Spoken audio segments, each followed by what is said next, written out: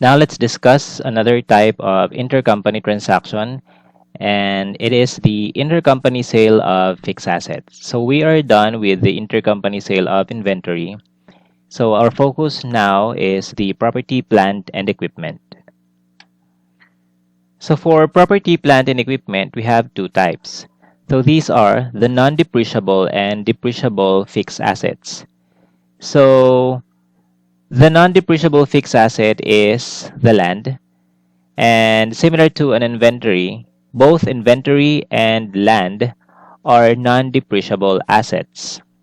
So that is why if there is an intercompany gain or intercompany loss from the sale of inventory or land, there is only one way to realize such gains and losses, and that is to sell the land or the inventory to an outside party.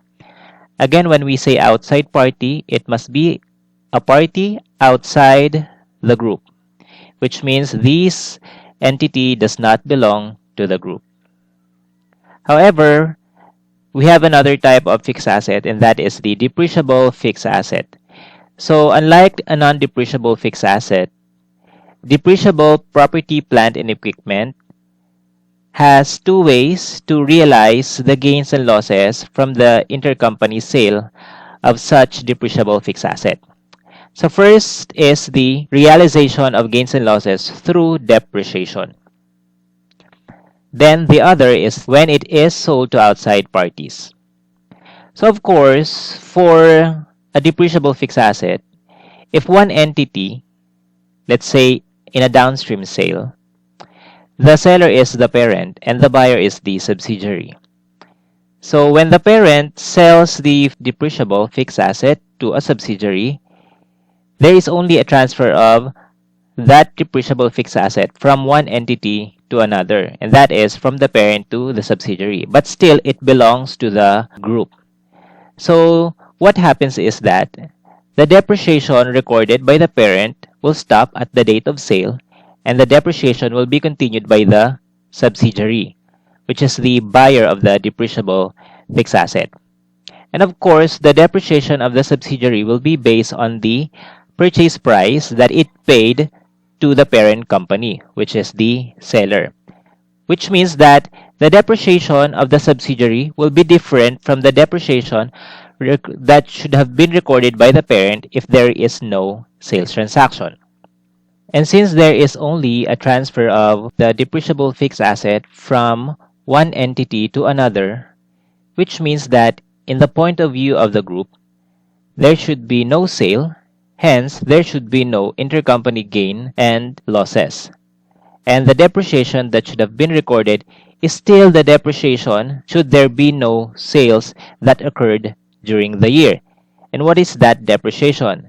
That is the depreciation recorded by the original owner of the depreciable fixed asset in the group. And in case of a downstream sale, the original owner of the depreciable fixed asset is the parent. So if we realize the gains and losses from the intercompany sale of depreciable fixed asset, we are adjusting the depreciation recorded by the buyer to the depreciation that should have been recorded by the original owner, which is the parent. So that is one way to realize the intercompany gains and losses, and that is to adjust the depreciation. Another is when the depreciable fixed asset is sold to an outside party. So this second approach in realizing the intercompany gains and losses happens when the depreciable fixed asset is sold to an outside party. Because the first method, which is through depreciation, the depreciable fixed asset remains in the possession of the group. However, if the depreciable fixed asset is already transferred to an outside party, that is the time that the remaining intercompany gains and losses that is not yet realized through depreciation shall be realized in full at the time of sale to an outside party. So compared to a non-depreciable asset, depreciable fixed assets are more difficult to account when preparing the consolidated financial statements. So let us answer a problem. Ligo Company acquired 70% of Mega Company's outstanding ordinary shares and obtained control on December 31, 2015, which resulted to a goodwill of 1,800 pesos. The carrying value of the net assets of Mega Company approximates its market value as of the acquisition date. So which means that the fair value and book value of the acquiree, which is Mega Company, are the same, which means there is no over or undervaluation of the acquiree's net assets. On December 1, 2020, Mega Company sold its 2-year-old, 5-year useful life equipment to Ligo Company with an original cost to Mega of 500 pesos. So on this transaction, this is a upstream sale because Mega Company is the seller while Ligo Company is the buyer. So since Mega Company is the acquiree and Ligo Company is the acquirer, so this is an upstream sale. Then moreover, on December 31, 2020, Ligo sold its machinery with a remaining life of 4 years for 384,000 to Mega Company. The machinery has a cost of 432,000 pesos. So this time, since Ligo Company is the seller and Ligo is the acquirer, so this is a downstream sale. So the trial balances of both entities are shown below. So we have 2 years of trial balance for both the acquirer and acquiree, Ligo and Mega. So let's read the additional information. Number 1, there were no transactions in the contributed capital of both entities since acquisition date.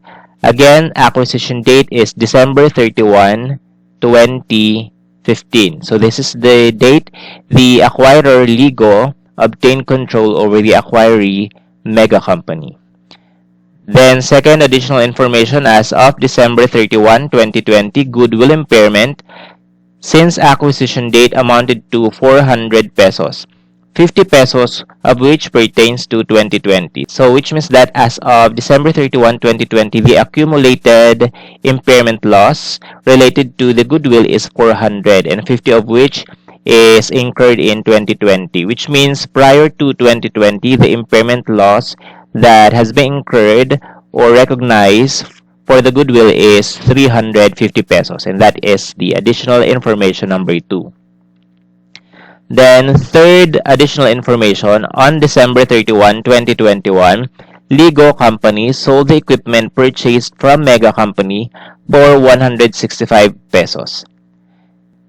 So the information number 3 pertains to a sale of Ligo Company to outside entities. Unlike the information above, these are internal sales, so which means these are sales within the group of companies. However, the third information means that Ligo already sold the equipment to an outside party. And number 4, there is no impairment loss on goodwill in 2021. So the requirements are to prepare the journal entries in the books of each entity related to the intercompany transactions. B. Prepare all the necessary eliminating entries. C. Prepare the consolidated financial statements as of December 31, 2020. And last is compute the share of the controlling interest and non-controlling interest in the 2021 consolidated net income. So basically, we're going to prepare everything for 2020 and 2021. So now let us prepare the journal entry in 2020, and those are the intercompany sale of the equipment. So let us start with the downstream sale. So again, when we say downstream sale, the seller is the parent, and that is Ligo. So that will be the second sentence in the second paragraph. So again, moreover, on December 31, 2020, Ligo sold its machinery with a remaining life of 4 years for 384,000 to Mega Company. The machinery has a cost of 432 pesos. So let's start with the journal entry in the books of the buyer. So buyer is Mega. So the entry in the books of Mega Company is debit machinery for the purchase price, which is 384 pesos. So this is the selling price of the equipment. Then credit cash of 384 pesos. So to record the sale of the equipment in the books of legal company, so we credit gain on sale of fixed asset of 96 pesos. So where did we get the 96 pesos? So this is given in the trial balance of legal company. So again, in the trial balance of legal company, December 31, 2020, there is a gain on sale of fixed asset. So we assume that this is related to the equipment that is sold on December 31, 2020. Next is credit machinery for the cost. So the cost of the equipment as far as Ligo is concerned is 432 pesos. So this is the amount to be recognized for the machinery, 432 pesos. And debit cash for 384. Again, this is the selling price of the equipment. And finally, we debit accumulated depreciation. So the accumulated depreciation is 144 pesos. And where do we get the 144 pesos? So this is just the balancing figure in the entry. So that is 432 plus 96 and less 384. Because based on the available data, there is no original useful life related to the machinery. The only information given is the remaining life of the machinery as of the date of sale, and as well as the trial balance. It does not include any accumulated depreciation account. However, when we prepare the journal entry, of course, we need to recognize as well the accumulated depreciation related to the equipment that was sold. So these are the entries in the books of the acquirer, the seller, and the acquiree, which is the buyer. Again, this is the downstream sale. Now let us proceed to the upstream sale. So again, under upstream sale, the seller is the acquiree and the buyer is the acquirer. So that will be the first sentence in the second paragraph. So on April 1, 2020, which is the date of sale, Mega Company sold its 2-year-old 5-year useful life equipment to Ligo Company with an original cost to Mega of 500 pesos. So let us prepare the journal entry first in the books of the seller, which is Mega Company. So our entry would be a credit to gain on sale of fixed asset. Again, the gain on sale of fixed asset is presented in the trial balance of Mega as of December 31, 2020, which is 72. Again, we assume that this gain on sale is related to the equipment sold by Mega to Ligo Company. The next is credit equipment for the cost of the equipment. That is 500 pesos, and that is also given in the problem. Next is credit accumulated depreciation for 200 pesos. And how do we get the 200 pesos? So since the age of the equipment is given, so the age is 2 years old, so we can compute for the accumulated depreciation of the equipment as of the date of sale. So that is computed as 500, which is the cost, divided by 5 years times 2 years, so that will be 200 pesos. Then debit lastly the sales price. So the selling price is 372 pesos. And again, this is computed as 500 plus 72 less 200. So that will be 372 pesos. Then in the books of the buyer, Ligo Company, debit equipment for the purchase price, which is 372 pesos. Again, this is the sales price of Mega Company. Then credit cash for 372 pesos. Moreover, we will have another entry related to the equipment purchased by Ligo Company from Mega Company, and that will be the depreciation of the equipment. So since the equipment is sold by Mega to Ligo Company, the equipment now will be depreciated by Ligo Company, and that will start on April 1, 2020, the date of sale. Unlike the machinery that was sold by Ligo to Mega, there will be no depreciation to be recorded by Mega Company in 2020 because the date of sale on the downstream sale is December 31, 2020. So which means there will be no depreciation to be recorded by Mega Company. However, for upstream sale, where the date of sale is April 1, the depreciation shall be continued by Ligo Company starting the date of sale. So let us record the depreciation related to the upstream sale of the equipment. So the journal entry, of course, would be a debit to depreciation expense for the depreciation which covers the months April to December of 2020, and that is 93 pesos. And credit accumulated depreciation for 93 pesos as well. So how did we compute for the 93 pesos? So this is computed as the depreciation for 9 months over 36 months.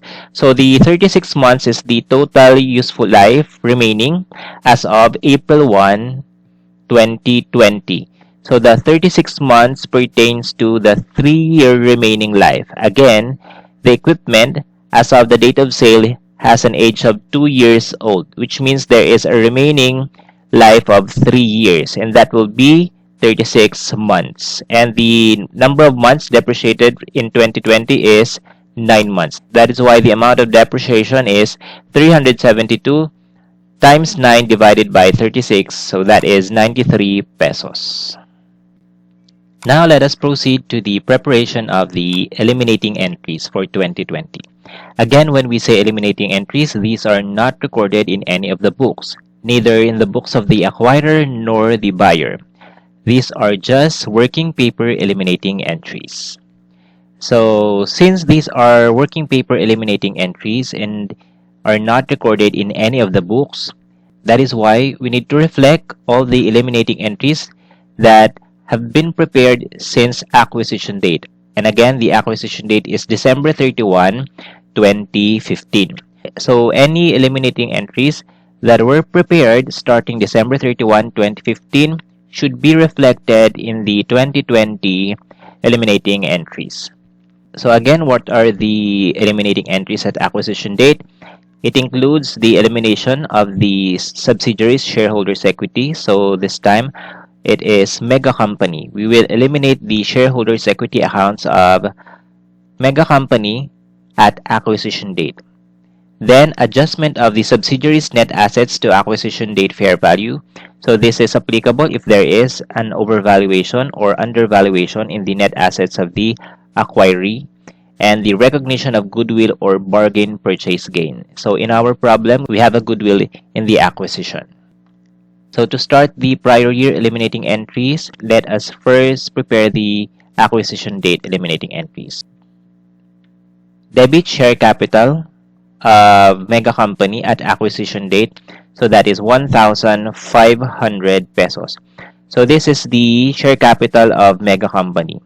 So since the additional information number 1 states that there were no transactions in the contributed capital accounts of both entities since acquisition date, which means that the share capital balance of mega company is at 1,500 at acquisition date, which is December 31, 2015.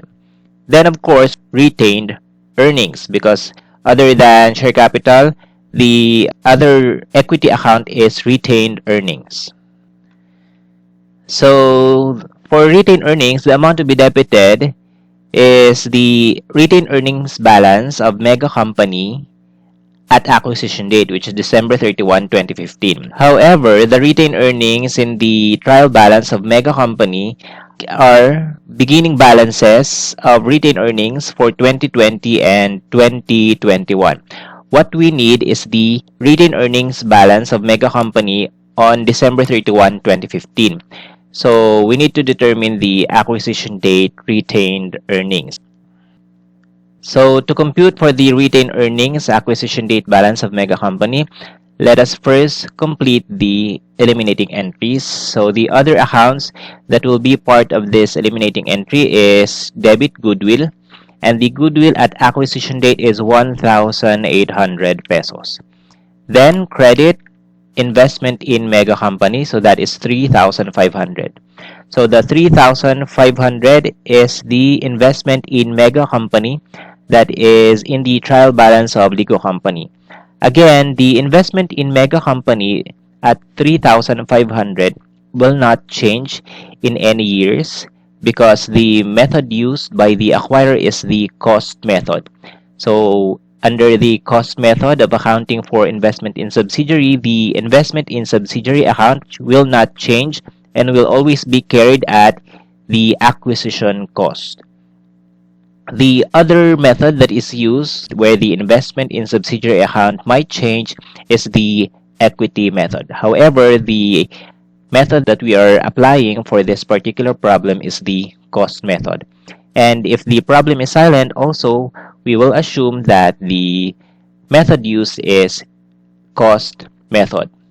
But for this problem, this is not silent because the investment in subsidiary account has no change in 2021 and 2020. So therefore, the method used is cost method. So this is the acquisition cost of the investment. So that is 3,500.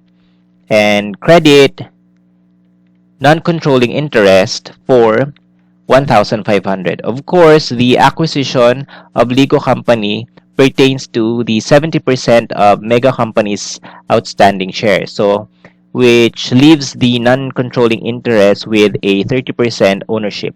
So, to compute for the non-controlling interest, this is computed as 3,500 divided by 0.70 times 0.30. So, that is 1,500. So which means that the total fair value of the acquiree at acquisition date, which is December 31, 2015, is 5,000 pesos. So the remaining account left in the eliminating entry is retained earnings. So the amount to be debited in retained earnings to have a balance debit side and credit side is 1,700, and that is computed as the fair value of the acquiree less 1,800 then less 1,500, so that is 1,700. So which means that the retained earnings of Mega Company at acquisition date December 31, 2015 is at 1,700. So we're done with the eliminating entries at acquisition date. Let us proceed to the eliminating entries subsequent to acquisition date. So first is the establishment of the beginning balances of the consolidated accounts, which are retained earnings, non-controlling interest, and other comprehensive income. So this pertains to the prior year eliminating entries other than acquisition date.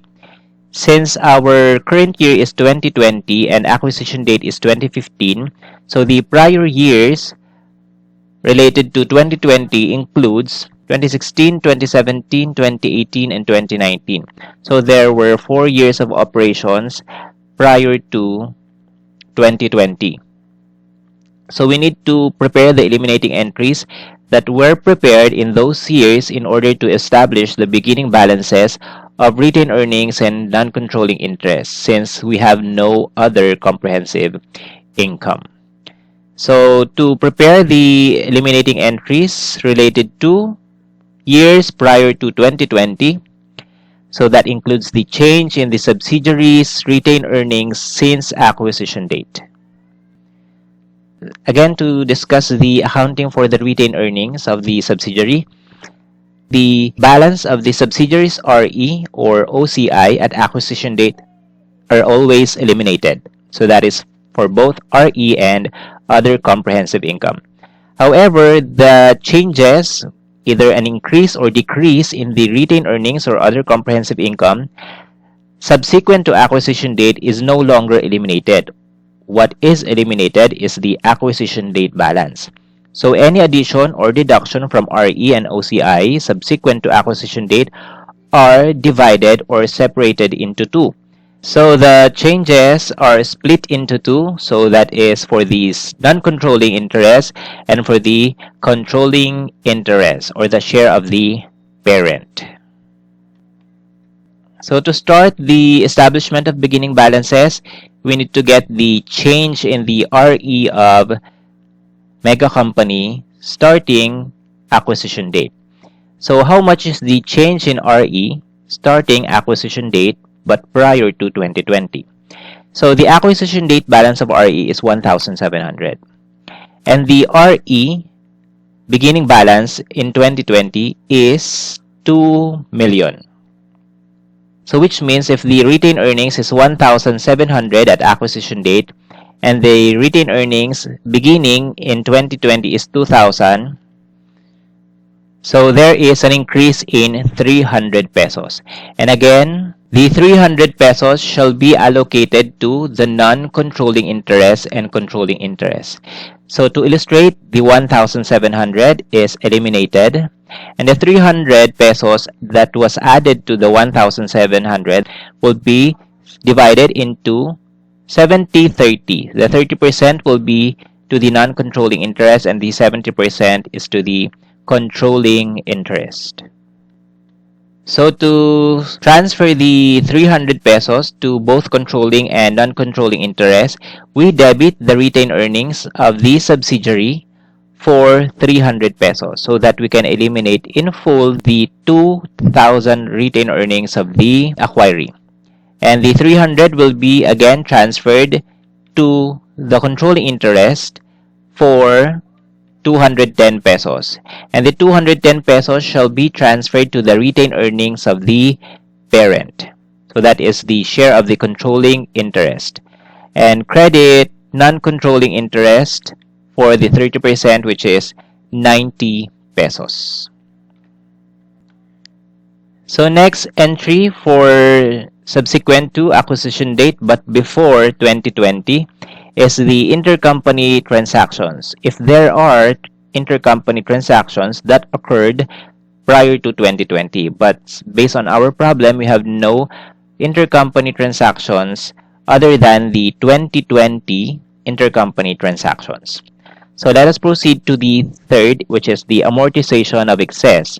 If there is an amortization of excess prior to 2020, and since we have no over and undervaluation of the acquiree's net assets, our amortization of excess will only include the goodwill impairment because based on the additional information, there is a goodwill impairment that was accumulated since acquisition date.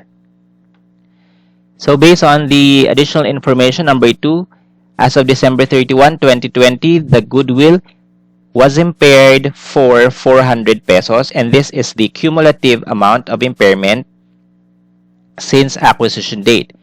50 pesos of which pertains to 2020, which means that the 350 pertains to years prior to 2020. So that is 350 pesos. So which means for the prior year amortization of excess, we have an impairment loss for the goodwill of 350 pesos. So we need to credit goodwill for 350 pesos.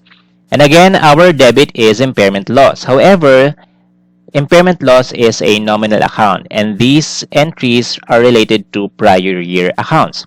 So which means we cannot use impairment loss as the account to be debited because impairment loss is a nominal account.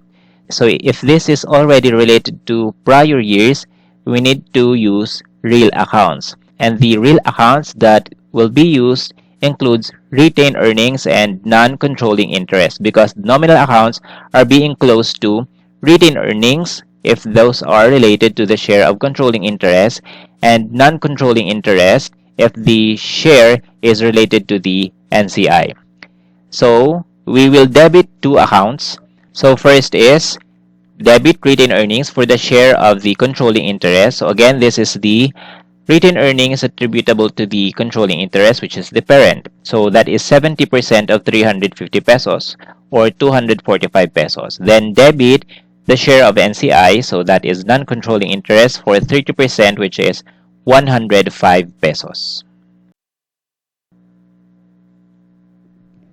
So now let us proceed to the eliminating entries for 2020, the current year. So again, the eliminating entries for the current year are divided into three. So first is the intercompany transactions, amortization of excess, and the share of NCI and the subsidiaries' net income. So first, let us prepare the journal entry for the intercompany transaction. So aside from the intercompany sale of fixed asset, we have the declaration of dividend by the acquiree. And the dividend declaration of the acquiree will result to the recognition of dividend income in the books of the acquirer. So that is why we need to eliminate the dividend income of the acquirer that was earned from the acquiree. And how much is the dividend income of the acquirer? This is 56 pesos. So we assume that 56 pesos is the dividend income earned by Ligo Company from Mega Company. And the amount of dividend declared by Mega Company is 80 pesos. So which means out of 80 pesos, 70% is attributable to Ligo Company. That is why the amount of dividend income of Ligo is 56, which is 70% of 80 pesos. And under the cost method of accounting for investment in subsidiary, any dividend received by the acquirer from the acquiree is recorded as a dividend income. And since these are intercompany transaction, this should not appear in the consolidated financial statements. Again, because in the consolidated financial statements, only dividends declared by the controlling interest, which is Ligo Company, should appear in the consolidated statement of financial position, and any dividend declared by Mega Company should not appear in the consolidated financial statement. So to start the elimination of the dividends paid, let us credit dividends paid of the acquiree. So that is for 80 pesos. And also, we will eliminate the dividend income of Ligo Company, which is the dividend income earned from Mega Company. So that is a debit to dividend income for 56 pesos. Again, we eliminate the dividend income because in the consolidated financial statements, only dividend income earned from outside parties are allowed to be presented, and any dividend income earned within the group of companies are eliminated. And then our debit is to non-controlling interest for the share of 30%, that is 24 pesos. So this is the first intercompany transaction to be eliminated. Now let us proceed to the next eliminating transaction, which are the intercompany sale of equipment.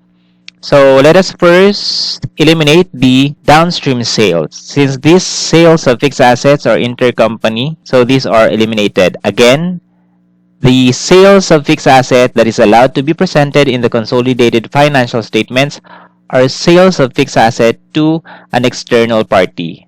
Again, when we say external party, these are entities that are outside of the group of companies.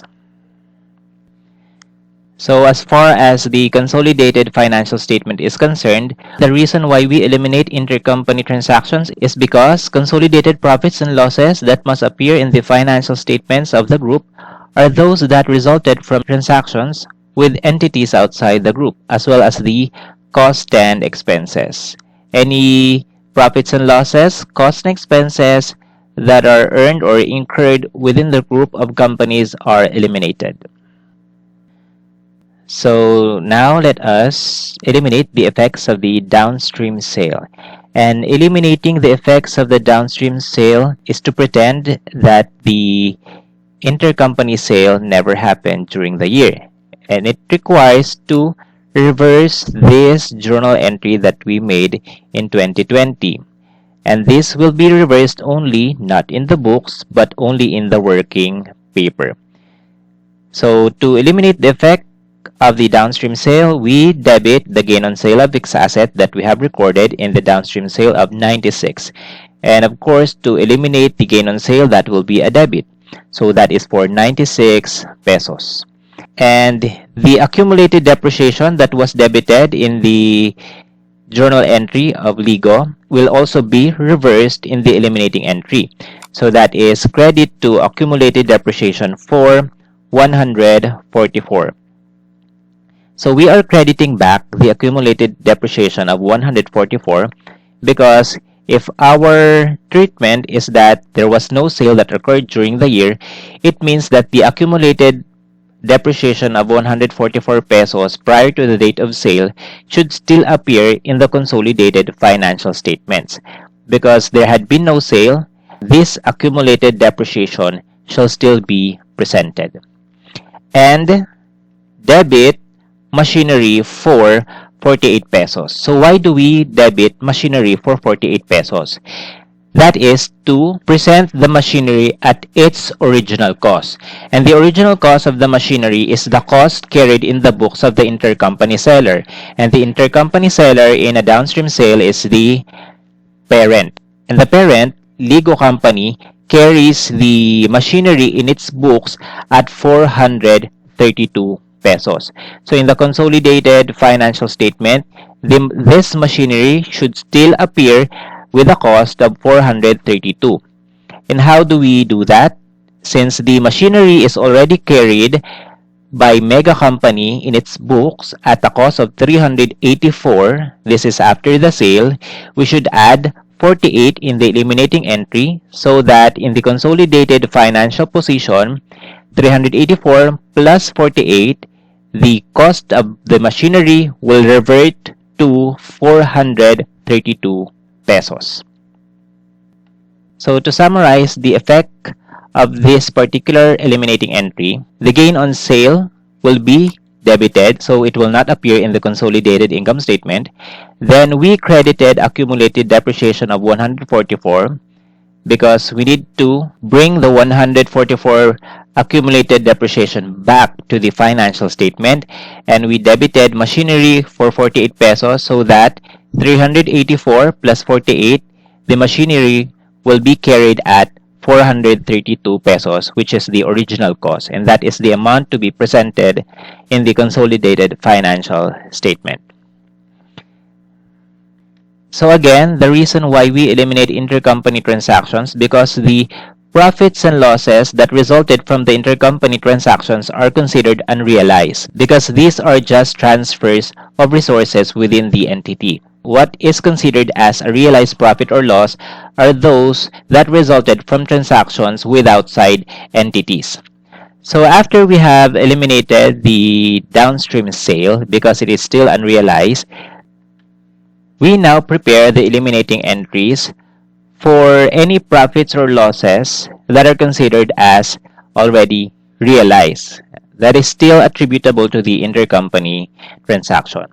So going back, there are different ways of realizing the intercompany gains and losses, and that depends whether the asset is non-depreciable or depreciable. So in our discussion on the intercompany sale of inventory, since the inventory is a non-depreciable asset, there is only one way to realize the gross profit from the sale of inventory, and that is when it is sold to outside parties. However, since fixed assets are depreciable assets, there are two ways to realize the intercompany gains and losses from the intercompany sale. First is through depreciation. If the fixed asset is not yet sold to an outside party and still being used by the intercompany buyer, the intercompany gains and losses will be realized through an adjustment in the depreciation expense. So which means if the intercompany gains and losses will be realized through depreciation, the full realization of the gains and losses from the intercompany transaction will only stop until the end of useful life of the fixed asset. However, if the fixed asset is finally sold to an outside party, any remaining intercompany gains and losses that were not realized through depreciation will be realized in full once it is sold to an outside party. So now let us determine whether there is already a realized portion of the 96 peso gain on sale from the gain on sale of fixed asset from the downstream sale. So since this machinery is not yet sold to an outside party, the 96 pesos can only be realized through depreciation. And the realization of the 96 pesos gain on sale will only start once the intercompany buyer started depreciating the fixed asset. So the intercompany buyer in a downstream sale is Mega Company. So once Mega Company started depreciating this machinery, we will start realizing the gain on sale of fixed asset. And since the date of sale for the downstream sale is exactly December 31, 2020, so there is no depreciation recorded by Mega Company in 2020 because the sale occurred end of 2020. So the depreciation for the machinery to be recorded by Mega Company will start in 2021. So it means that in 2020, there is no realized portion of the 96 pesos gain on sale of fixed asset. So now, let us proceed to the upstream sale. So for the upstream sale, we are going to follow the same procedure as we did in downstream sale, and that is to reverse the effect of the upstream sale of fixed asset. So again, we are going to reverse the gain on sale of fixed asset recorded by Mega Company as the intercompany seller. So that is a debit to gain on sale of fixed asset at 72 pesos. And we are going to credit the accumulated depreciation that we have debited in the journal entry in the books of Mega Company. So that is for 200 pesos. Again, we are crediting back accumulated depreciation because should there be no sale that occurred in 2020, the accumulated depreciation of 200 is still existing, and that should still be presented in the consolidated financial statements. And then we debit equipment for 128. So why do we debit equipment for 128? And that is to bring back the equipment account at its original cost, which is the cost carried in the books of the intercompany seller, and that is 500 pesos. Because currently, the equipment is carried in the books of the buyer, which is at 372 pesos. And the equipment will only be carried at 372 in the books of legal company. However, in the consolidated financial statements, this sale is not considered valid, so the equipment in the consolidated statement of financial position must still be presented at 500 pesos, which is the original cost. And in order to do that, from 372, we need to add 128 so that it can bring back the original cost of 500 pesos, because 372 plus 128 is 500 pesos. So after this journal entry, the equipment has already at its original cost of 500, then the accumulated depreciation at date of sale has already brought back, and we already eliminated the gain on sale of the fixed asset. So we did this eliminating entry because this gain on sale is not yet realized. So this is an unrealized gain on sale of fixed asset. And again, since fixed asset is a depreciable asset, the 72 gain on sale can only be realized either through depreciation once it is not yet sold to an outside party, and the last way to realize the 72 pesos is when it is sold to an outside party. So since in 2020 the fixed asset is not yet sold to an outside party, we're going to realize the 72 through depreciation, and that is when the buyer started depreciating the equipment. So the question is, did the buyer record any depreciation in 2020 related to this equipment? So the answer is yes. The buyer, which is legal company, because this is upstream sale, recorded a depreciation of 93 pesos. So which means there is already a portion of 72 pesos that must be realized during the year. So the 72 pesos can be realized in 36 months if it is not sold to an outside party. So since 9 months have already passed during the year after the date of sale, we should recognize a portion of 72 equal to 9 months as a realized gain on sale of fixed asset. And how do we record the realization of gain on sale of fixed asset? Through depreciation.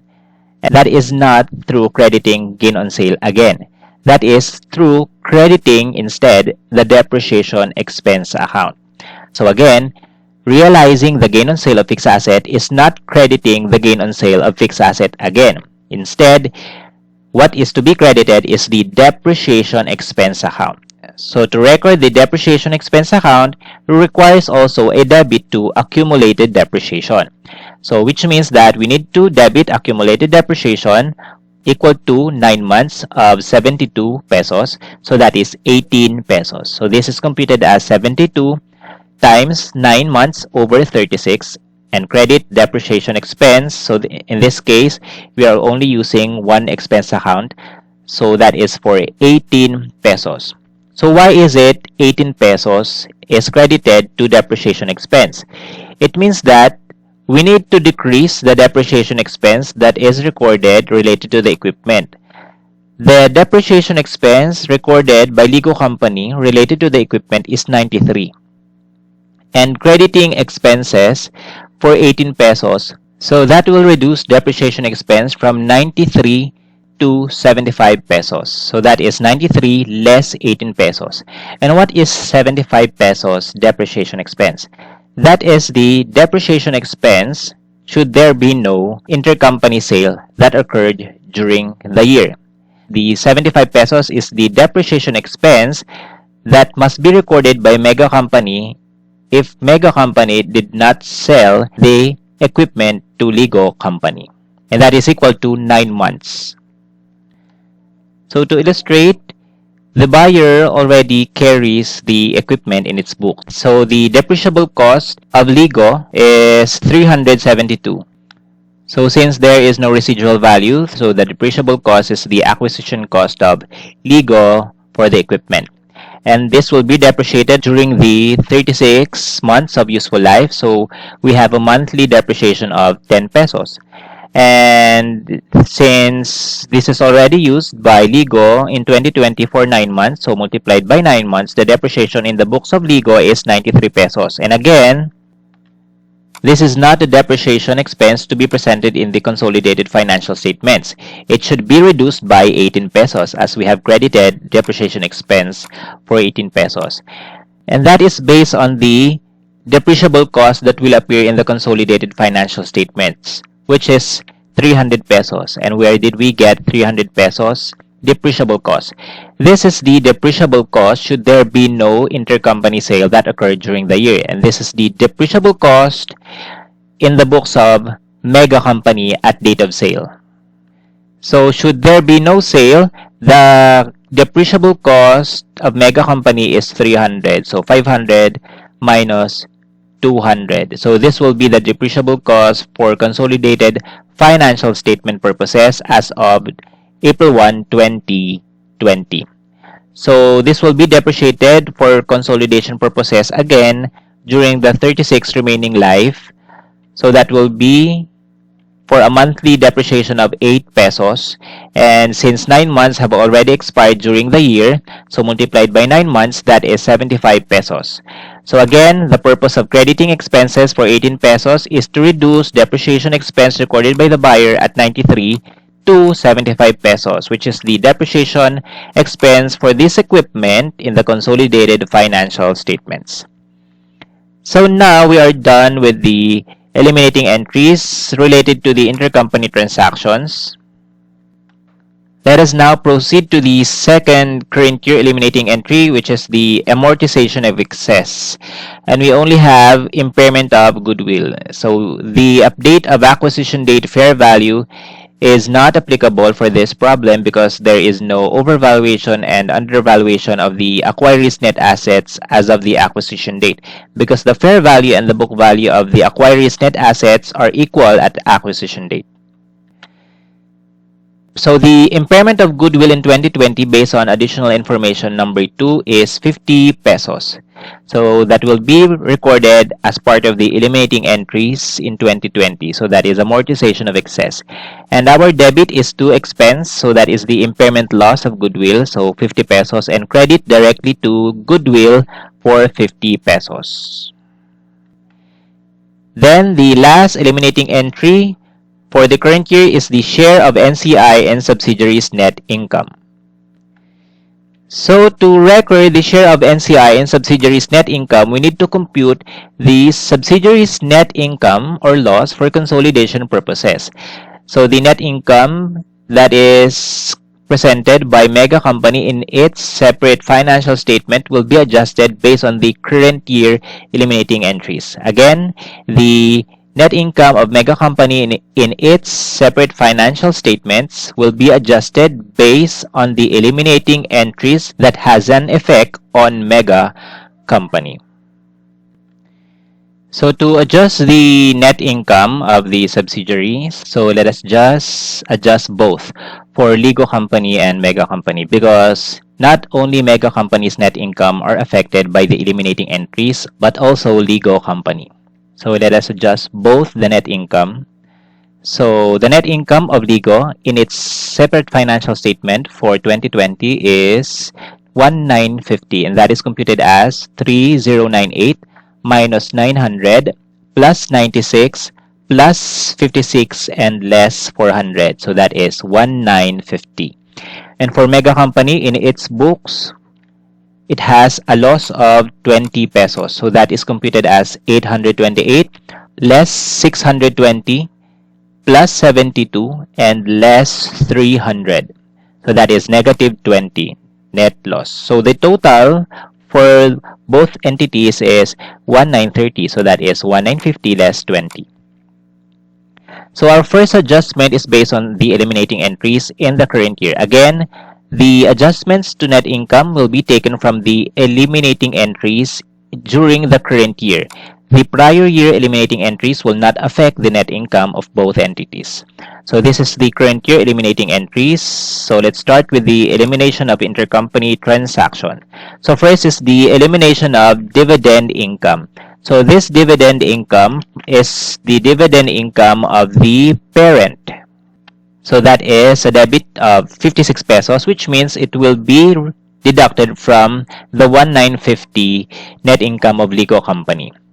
So that will be negative 56. So next eliminating entry is the unrealized gains and losses from intercompany sale of fixed asset. And the adjustments are made in the net income of the intercompany seller. Again, adjustments related to the elimination of the effect of downstream and upstream sale are on the net income of the intercompany seller, not the buyer. So let's start with unrealized gain on sale of fixed assets. So starting with downstream sale, where Ligo is the seller. So for downstream sale, Ligo is the seller. We eliminated 96 pesos of gain on sale of fixed assets. So that will be deducted from Ligo's net income of 1950 because the 96 is part of the computation of 1950. Similar to 56, the 56 dividend income is part of the 1950 net income of Ligo Company. Then next is the unrealized gain on upstream sale, where Mega is the seller. So the gain on sale from upstream sale is 72. So that will be deducted from Mega Company's net loss. So 72, because the 72 is part of the computation of Mega Company's net loss of negative 20. So since this is a gain and it is debited, so which means it will be deducted from net income or added to net loss. So the total unrealized gain on sale of fixed asset from both entities is 168 pesos. Then since one of the buyer has already recorded depreciation, and that is for the upstream sale, we already recognize a realization of gain on the sale of fixed asset, and that is related to the upstream sale. And again, the seller of the upstream sale is Mega Company.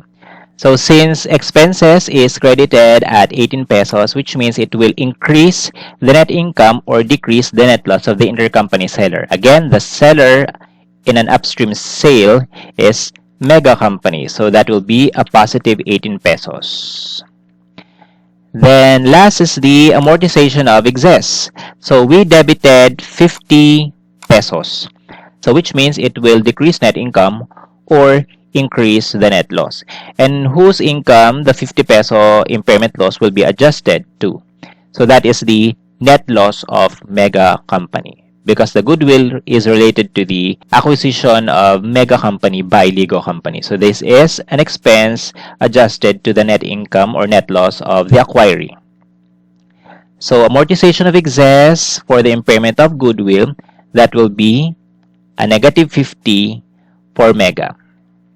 So let us now compute the net income or loss of each entity for consolidation purposes. So for Ligo, we have 1,798. So that is the net income of Ligo that will be presented in the consolidated income statement.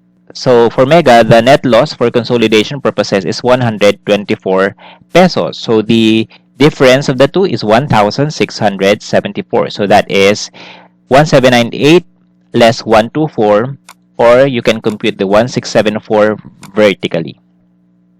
So since these are the adjusted amount of net income or net loss for consolidation purposes, we can now determine the share of the NCI in subsidiaries' net income. Again, NCI only has a share on the subsidiaries' net income or net loss, and that is from the 124 net loss. The NCI has no share on the 1,798 because this amount is for Ligo company in full. So the share of NCI in the net loss of Mega Company is 37 pesos. So that is positive 37 because the remainder out of 124 is the share of controlling interest. So the share of controlling interest is 1,798, which is particularly for Ligo, and the share of controlling interest from the subsidiaries net loss is 87 pesos. Again, out of 124 net loss, 37 of the net loss is for the NCI and the 87 net loss is for the controlling interest. So the total share of the controlling interest on the consolidated net income is 1,711. So that is 1,674 plus 37 or 1,798 minus 87 pesos. So now let us prepare the journal entry. So since the 37 is a net loss, so which means this will be a decrease in the non-controlling interest account because non-controlling interest account is an equity account.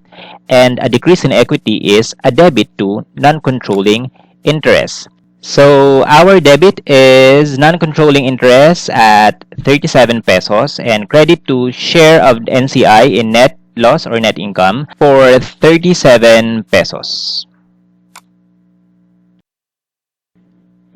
So to summarize the eliminating entries that we have prepared for 2020 consolidation, so first we prepared the prior year eliminating entries. So these are the effect of eliminating entries before 2020. So this is starting 2015.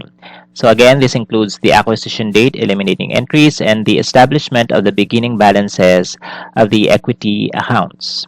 Then for the current year, we have elimination of intercompany transactions and amortization of excess. And lastly is the share of the non-controlling interest in the subsidiaries' net income or net loss. So now we're done with the eliminating entries. Let us now proceed to the working paper to facilitate the preparation of the consolidated financial statements.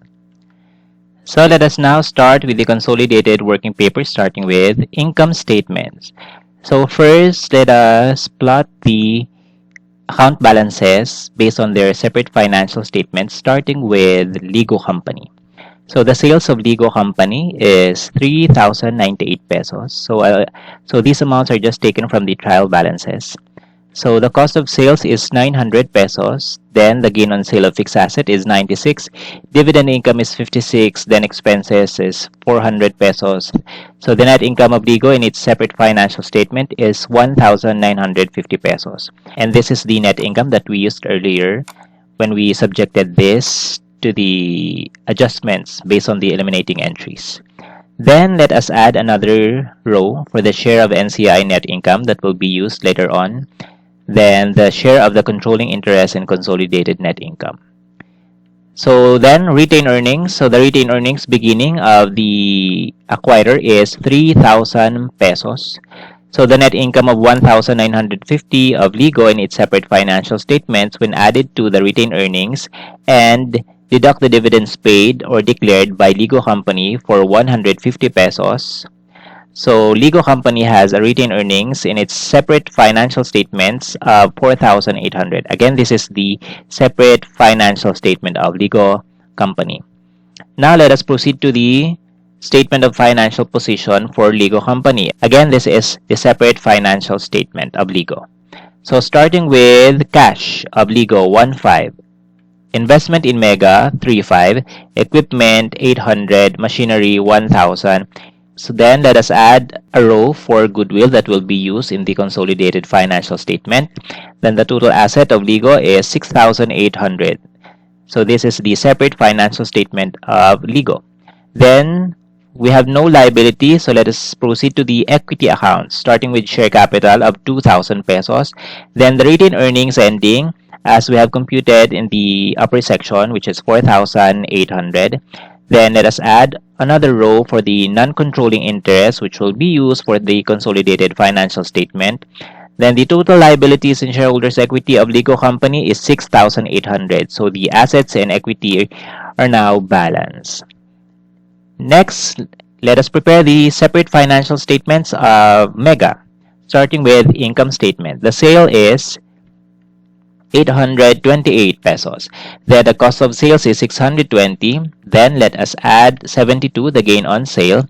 Then expenses of 300 pesos. So the net loss of Mega Company is 20 pesos. And this is the amount we have adjusted based on the eliminating entries a while ago. So this negative 20 net loss will be close to the retained earnings of Mega Company in its separate books. So the retained earnings beginning of Mega in 2020 is 2 million. Then let us deduct the dividends paid by Mega in its separate books for 80 pesos. So the retained earnings ending in the books of Mega is 1,900 pesos. And let us proceed to the statement of financial position of Mega. So the cash of Mega is 1,300. Then the equipment of Mega is 600. Then machinery is 1,500. Then the total assets of Mega is 3,400. Then the share capital of Mega is 1,500 and the retained earnings ending based on this computation is 1,900 pesos. Then the total liabilities and equity of Mega is 3,400. Again, these first two columns are the account balances of each entity in their separate financial statements. So this is not yet the consolidated financial statements. So after we have prepared the separate financial statements of each entity, we are now going to post all the eliminating entries that we have prepared. So these are the eliminating entries that will be posted in our working paper. So we are going to add another column for the eliminating entries, so that will be for debit and credit. So these are the effects of the eliminating entries after posting.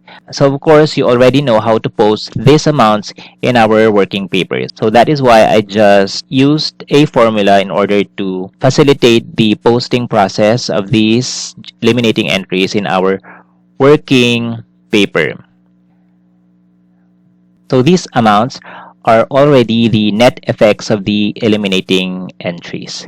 And since we have used account titles in our eliminating entries that is not part of the statement of financial position, for example, the accumulated depreciation.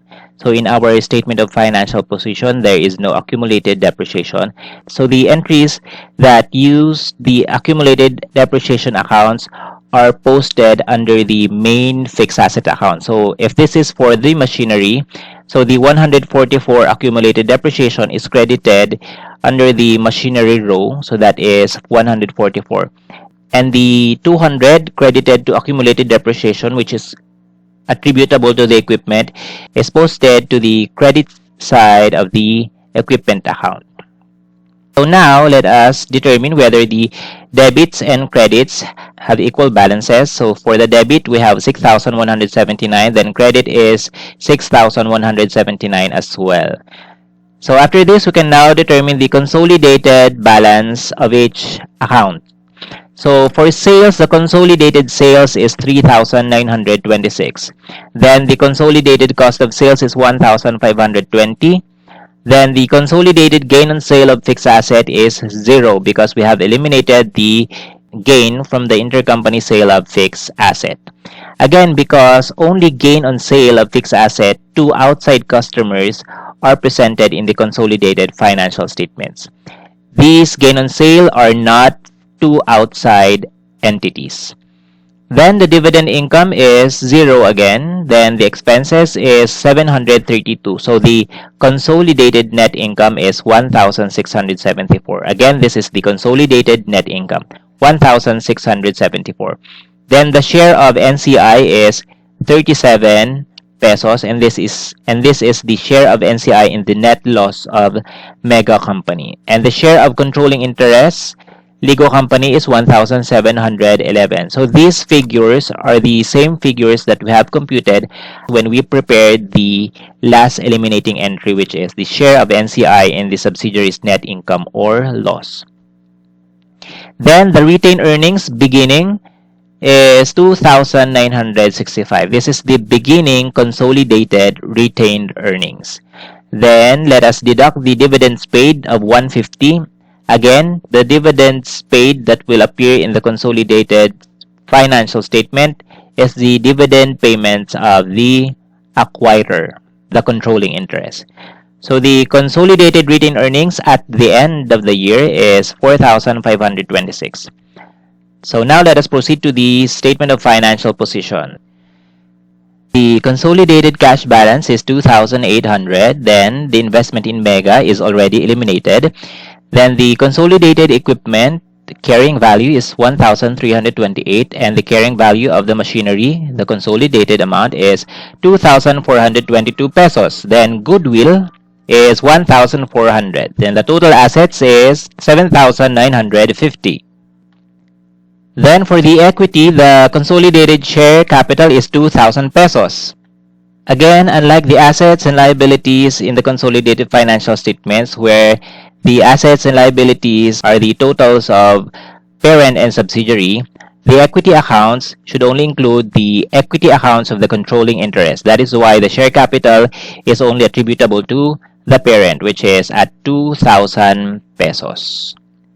Then for retained earnings, the ending balance is 4,526, and this is the consolidated retained earnings that is attributable to the controlling interest. Then the non-controlling interest is 1,424 pesos. So the consolidated liabilities and shareholders' equity is 7,950 pesos.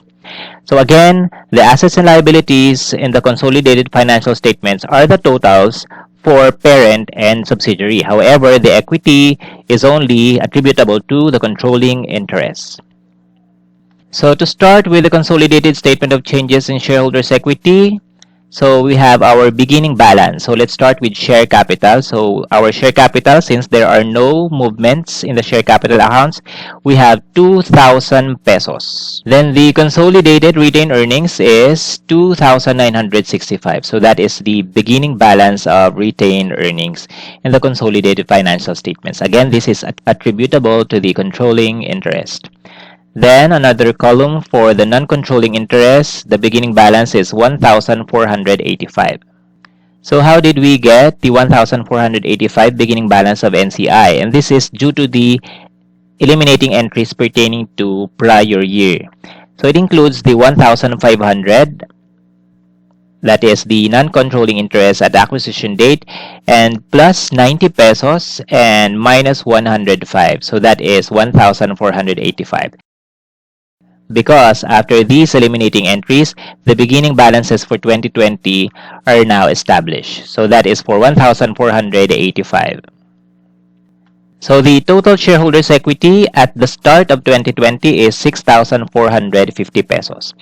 Then let us add now the consolidated net income of 1,674. So the share of controlling interest will be close to the retained earnings, that is 1,711, and the share of non-controlling interest, which is a net loss, is 37 pesos. So that the total is 1,674 pesos, and that is the consolidated net income. The next is the dividends paid. Again, the dividend payments that will be deducted from the retained earnings are the dividends declared or paid by the controlling interest, which is the parent, and that is for 150 pesos. Because the dividends paid by the subsidiary will not appear in the consolidated retained earnings.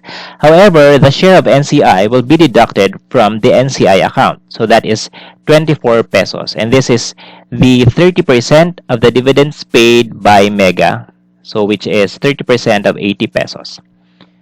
So now let us determine the ending balances of each equity account. So the share capital has a 2,000 ending balance, and this is also the share capital in the statement of financial position.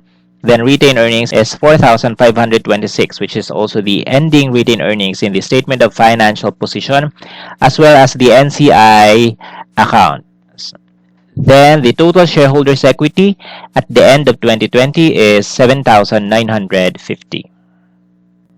Now let us proceed to 2021. So before we prepare the consolidated financial statements in 2021, let us prepare the journal entries in the books of Ligo Company and Mega Company related to the fixed assets that were part of the intercompany sale in 2020. So of course, the journal entry in 2021 is related to the depreciation of these fixed assets. So let's start with Ligo Company. So for Ligo Company, this is an equipment purchased from Mega Company. And to record the depreciation expense, the journal entry would be, of course, depreciation expense, debit, and credit accumulated depreciation. So how much is the amount to be recorded as depreciation expense? Of course, it is based on the number of months that Ligo Company used the equipment during the year. And until when is that? That will be until December 31, 2021. So which means the depreciation for the equipment purchased by Ligo from Mega will be depreciated for 12 months.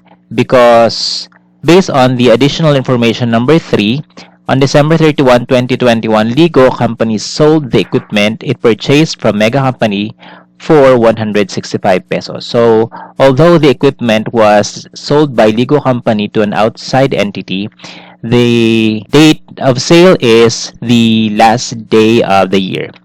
So, which means we will going to record a full depreciation for 1 year. So let us compute for the depreciation expense. So of course, it is based on the depreciable cost of the equipment. And the depreciable cost of the equipment is 372. And again, this is the purchase price paid by Ligo Company to Mega Company. And divided by the remaining useful life, which is 36 months. That is why the monthly depreciation is 10 pesos. And since we are depreciating this for 2021 for 12 months, so the depreciation expense in the books of Ligo Company will be 124. So that will be the amount to be recorded under depreciation expense and accumulated depreciation for the equipment. And next is the machinery that was purchased by Mega Company from Ligo Company. Of course, the journal entry would be the same. That will be a debit and credit to depreciation expense and accumulated depreciation. So again, how much will be the amount to be recorded? So that is based on the number of months Mega Company used the machinery during the year. And since this machinery was retained by Mega until the end of the year, it is not sold to an outside party. So we are going to depreciate this for exactly 12 months. So let us compute. So the depreciable cost of the machinery as far as Mega Company is concerned is its purchase price of 384 pesos. So this is given in the problem, 384 pesos. And divided by the number of useful life, which is in months, that is 48 months, because the remaining life of the machinery as of the date of sale is 4 years. So the monthly depreciation is 8 pesos. So that is 384 divided by 48 months.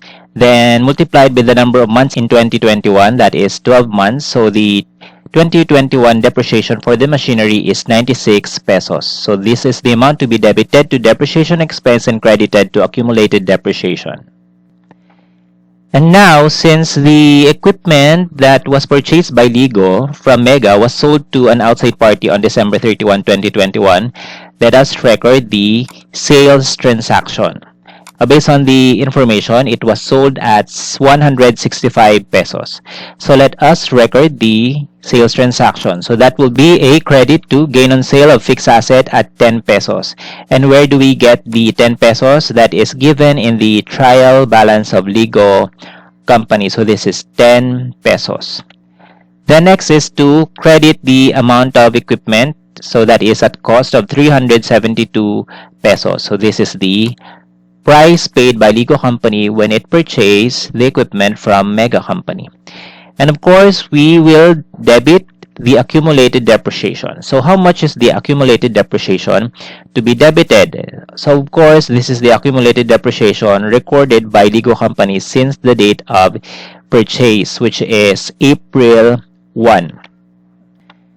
So if you still remember, we have recorded a depreciation expense in 2020 that was 93 pesos. And in 2021, we have recorded another for 124. So the total amount of accumulated depreciation will be the total of 2020 and 2021. So that is 217 pesos. So this is 93 plus 124 pesos.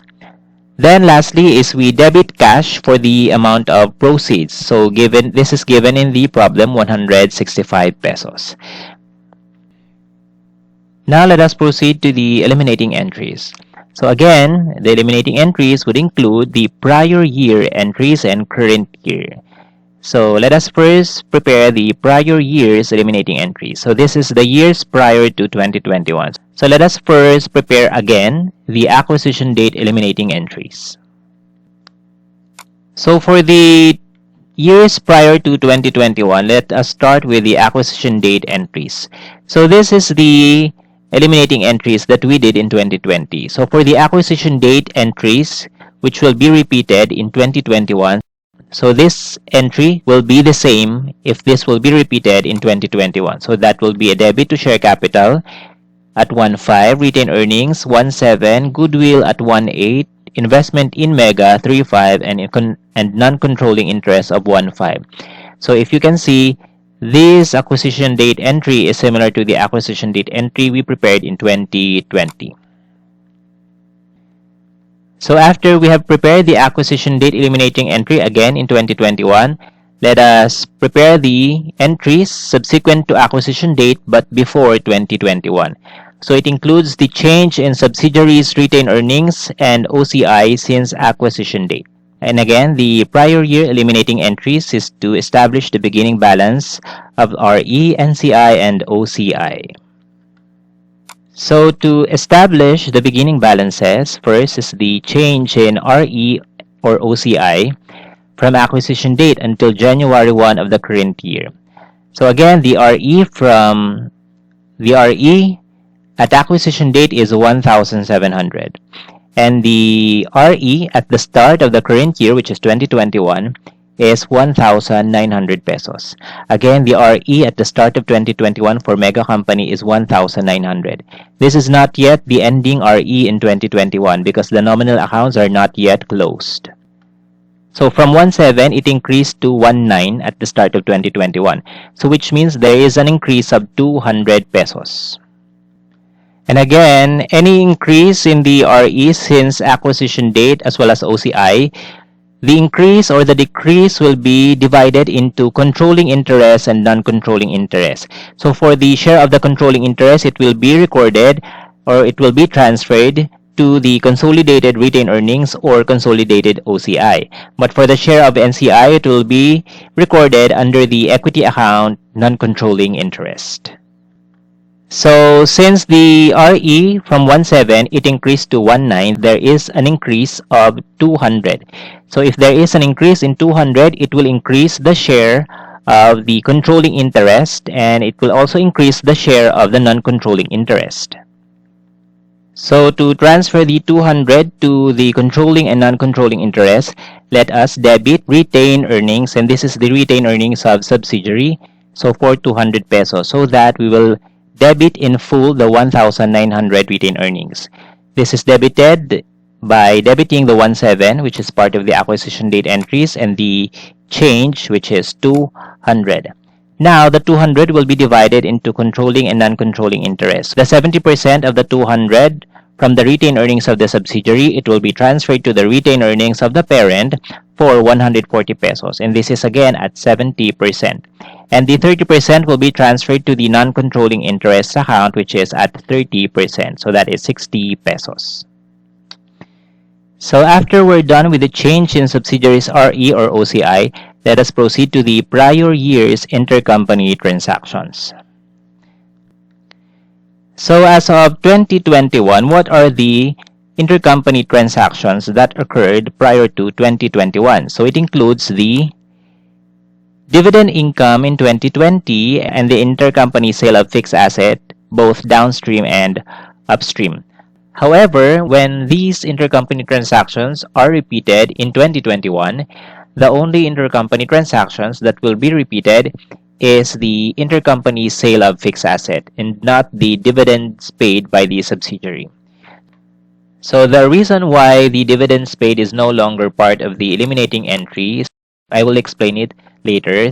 So let us first proceed to the eliminating entry for the intercompany sale of fixed asset in 2020. So let us start with the downstream sale. So when repeating the intercompany transaction from prior year, there is no issue with regards to the real accounts. The entry in the prior year related to the real account will also be the same entry when it is repeated in 2021. The only difference is the nominal accounts. So if the nominal accounts in 2020 will be repeated again in 2021, it will no longer be recorded using a nominal account. Instead, we will use a real account where nominal accounts are being closed. So for the downstream sale, the entry is debit gain on sale, credit debit machinery, and credit accumulated depreciation. So we have two real accounts and one nominal account. So for the nominal account gain on sale, when we repeat this in 2021, we are going to use a real account. So that real account is the account where the gain on sale of fixed asset is being closed. And since this is a downstream sale and the seller in a downstream sale is the parent, so the gain on sale of fixed asset of 96 pesos will be closed solely to retained earnings. So instead of debiting gain on sale of fixed asset, we will debit retained earnings, and that is the retained earnings of the parent for 96 pesos. And debit machinery. Since machinery is a real account, so the entry made in 2020 is also the same entry in 2021. So that is debit for 48 as well as the accumulated depreciation, credit for 144 pesos. So if you're going to compare the two entries, the only difference is the nominal account. In 2020, we used a nominal account, but in 2021, we already used a real account, and that is a retained earnings. Then let us proceed to the upstream sale. So for the upstream sale, the nominal account again is the gain on sale, and we have two real accounts, the equipment and accumulated depreciation. So let us start with the real accounts. So starting with accumulated depreciation 200 and debit equipment for 128. So since these are real accounts, the entry made in 2020 is similar in 2021. So the issue is the gain on sale of fixed asset. So since this is a nominal account, when this is repeated in 2021, we will no longer use a nominal account. Instead, we are going to use a real account where the 72 pesos will be closed. And since this is an upstream sale and the seller in an upstream sale is the acquiree, so any adjustments that we made are adjustments to the net income of the acquiree, because again, the acquiree is the seller. And again, the net income of the acquiree is partly shared by the controlling interest and the non-controlling interest. That is why the gain on sale of 72 pesos is not closed only to one account, unlike under downstream sales. Under downstream sale, we only close the nominal accounts to the retained earnings of the parent, because this gain on sale is particularly for the controlling interest in full. The NCI has no share in the 96. However, for an upstream sale, the gain on sale is partly shared by the controlling interest and non-controlling interest. That is why the 72 will be closed not only to retained earnings but also to non-controlling interest. So we will debit retained earnings for the share of the controlling interest, and this is the adjustment to the retained earnings of the parent. So 50 pesos. So again, this is adjustment to the retained earnings of the parent because this is the share of the controlling interest. And debit non-controlling interest for the share at 30%, which is 22 pesos. So this is 30% of 72 pesos. Again, if you are going to compare the two, both equipment and accumulated depreciation has the same entry in 2021, except for the gain on sale of 72. And another is the realized portion of the gain on sale from the upstream sale. And this is the 18 pesos. Again, for the real accounts, same entry in 2021. So that will be a debit to accumulated depreciation of 18.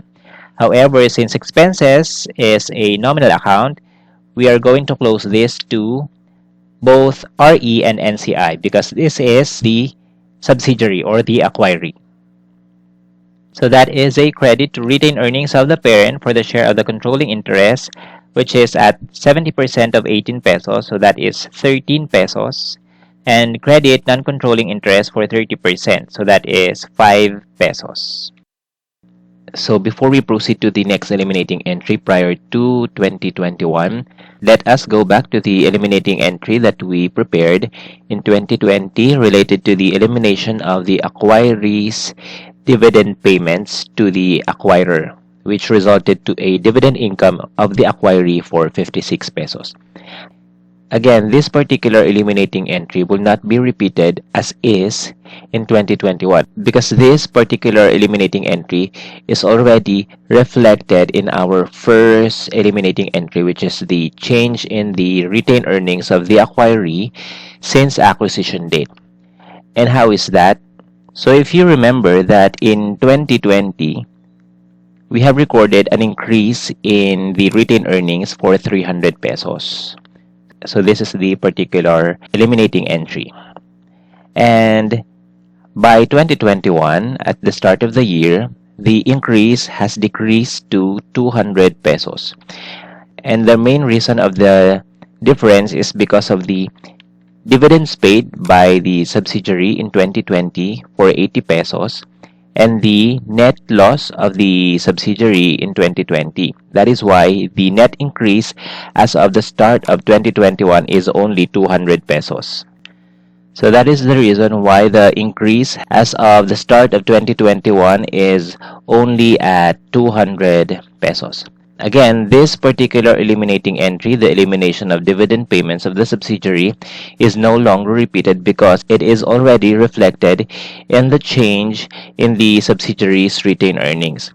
Because the 200 increase of the subsidiary's retained earnings at the start of 2021 is already net of the effect of the 2020 transactions, which includes the dividend payment of 80 pesos and the net loss of 20 pesos. So now we can proceed to the last eliminating entry related to the prior year. So that is the amortization of excess for the prior years. Again, we only have the impairment of goodwill. So for the impairment of goodwill, the cumulative amount at the start of 2021 is at 400 pesos because in 2020 we have recorded 50 pesos impairment loss, and prior to that there is already an impairment loss of 350 pesos. So by the start of 2021, our impairment loss has a cumulative balance of 400 pesos. So let us record. So for the amortization of excess, let us credit goodwill for 400 pesos. This is the, again, the 400 is the cumulative impairment loss starting acquisition date. Then, since impairment loss is adjusted to the net income of the subsidiary, so the impairment loss is allocated to the controlling interest and non-controlling interest. So for the share of the controlling interest, that will be a debit at 70%, so that is 280 pesos. And again, that will be part of the consolidated retained earnings of the parent. And for the share of the NCI, that is a debit to non-controlling interest at 30%, so which is 120 pesos. Now we're done with the eliminating entries prior to 2021, so let us proceed to the current year eliminating entries. So again, the composition of the current year eliminating entries include the intercompany transactions in 2021, any amortization of the excess in 2021, as well as the share of the NCI in the adjusted net income of the subsidiary. So let us first proceed to the elimination of intercompany transactions, starting with, again, the dividend payments of the subsidiary during the year, where the acquirer, Ligo Company, recorded a dividend income. So how much is the dividends paid by Mega Company in 2021? So that is 50 pesos. So to eliminate this, we are going to credit dividends paid for 50 pesos. And since this was recorded by Ligo Company as a dividend income, so that will be debited at 35 pesos. And again, 35 pesos is 70% of 50 pesos. Then for the difference, which is at 30%, that will be debited to non-controlling interest of 15 pesos. Next, after dividend payments of the subsidiary, let us now proceed to the current year eliminating entry related to the intercompany sale of fixed asset that happened in 2020. So in 2021, there are no new sale of fixed asset between Ligo and Mega. So which means there are no unrealized gains or losses from the sale of fixed asset that will be eliminated. So what are the eliminating entries that we are going to prepare? So these are the realization of the gain on sale of fixed asset that we have recorded in 2020. So again, we have two ways to realize the gains and losses from the intercompany sale of fixed asset, and that is through depreciation, and the other one is when it is sold to an outside party. And since prior to the sale to outside party, we're going to depreciate the fixed asset. And again, the gains and losses will be realized through depreciation once the intercompany buyer started depreciating the fixed asset. And since this is already 2021, both Ligo and Mega Company recorded depreciation on their equipment and machinery for the year 2021. So that is why in 2021, there are portions of the gains on sale of fixed asset that should be realized in the consolidated financial statements for 2021. So to record the realization of the gains and losses, so let us start with the downstream sales. So again, when we say realization of gain on sale of fixed asset, it does not mean that we are going to credit again the gain on sale account in order to realize the gain and to increase net income. Instead, we are going to credit depreciation expense to increase the net income. So again, we are not going to credit the gain on sale account. Instead, the depreciation expense account shall be credited to increase net income. So our eliminating entry related to the downstream sale, so that will be a debit to accumulated depreciation for 24 and credit depreciation expense also at 24. Of course, if there is an entry to depreciation expense, the corresponding account that should be used is the accumulated depreciation. That is why if we credited depreciation expense, there is an adjustment also to the accumulated depreciation account. And how is the 24 pesos computed? So this is the 96 peso gain on sale from the downstream sale times 12 months, which is the number of months expired in 2021, divided by 48, which is the remaining life of the machinery starting the date of sale. So what is the purpose of crediting depreciation expense for 24 pesos? And that is, we are going to reduce the depreciation expense recorded by the buyer. And again, the buyer in a downstream sale is the subsidiary, which is Mega Company. So in 2021, Mega Company recorded a 96 pesos depreciation expense related to the machinery. And this is recorded in the books of Mega Company. That is why this will be presented in its separate financial statements.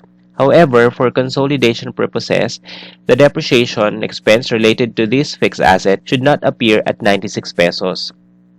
It should be reduced by 24 pesos. So that is the purpose of the 24 peso credit to depreciation expense.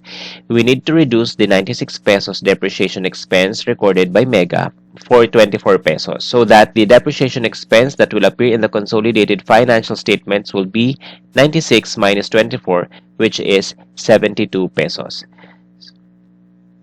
So why 72 pesos? So to show you the computation, let us have a side-by-side comparison between the depreciation expense in the books of mega company and the depreciation expense that will appear in the consolidated financial statements. So to start, the depreciable cost in the books of mega company is 384 pesos. Again, this is the cost per mega when it purchased the machinery from Ligo company. Then divide this by the number of months, which is 48 months. This is the useful life.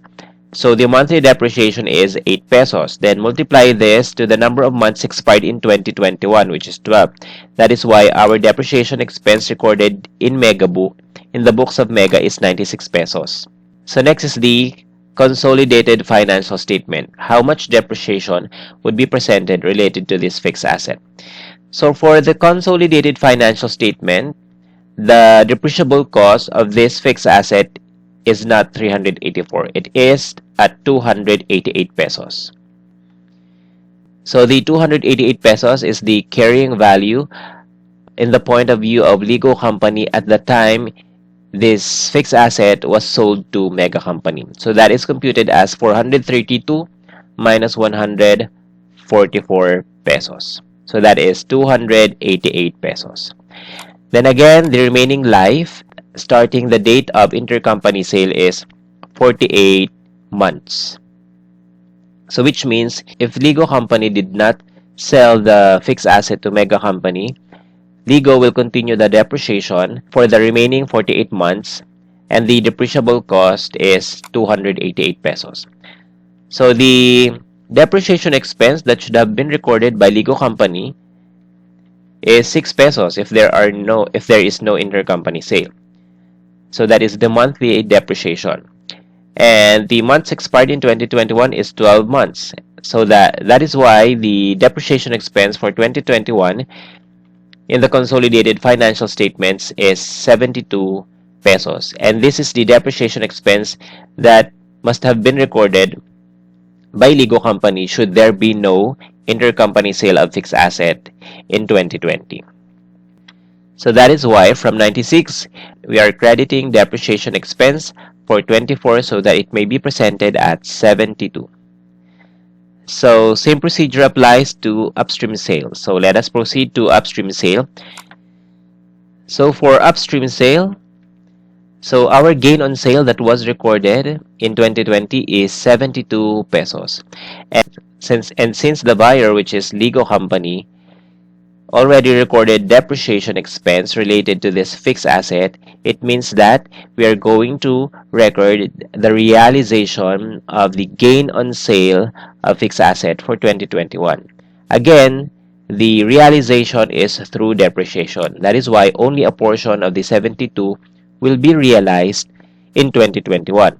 And that is not by crediting gain on sale of fixed asset in 2021 in order to increase the net income. Instead, in order to increase the net income by realizing the gain, we are going to credit depreciation expense.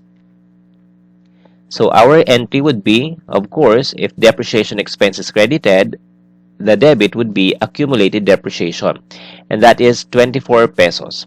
And credit depreciation expense also at 24 pesos. And how is this computed? So this is computed as 72, which is the gain on sale of fixed asset from the upstream sale, times 12 months, which is the number of months expired in 2021, then divided by the remaining life of the fixed asset at the start of intercompany sale, which is 36 months. So that is 24 pesos. So do not be confused because the two amounts are similar, but their computations are both different.